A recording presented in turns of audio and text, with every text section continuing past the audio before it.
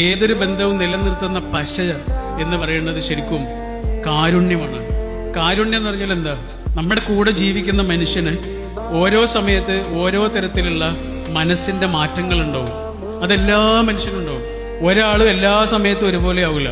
ഈ മനുഷ്യന്റെ മാറ്റങ്ങളില്ലേ, അതിനെ ഉൾക്കൊള്ളാനുള്ള ഒരാളുടെ മനസ്സിന്റെ പേരാണ് കാരുണ്യം. കാരുണ്യത്തിന് എന്താ അറബിയിൽ പറയാ? റഹ്മാൻ അല്ലേ പറയാ. ഈ റഹ്മാൻ എന്നുള്ള വാക്കിന് വേറൊരു അർത്ഥം കൂടിയുണ്ട്, ഗർഭപാത്രം എന്നാണ്. ഈ ഗർഭപാത്രവും കാരുണ്യവും തമ്മിൽ എന്തെങ്കിലും ബന്ധമുണ്ടോ? ഒരു ചെറിയ ബന്ധമുണ്ട്.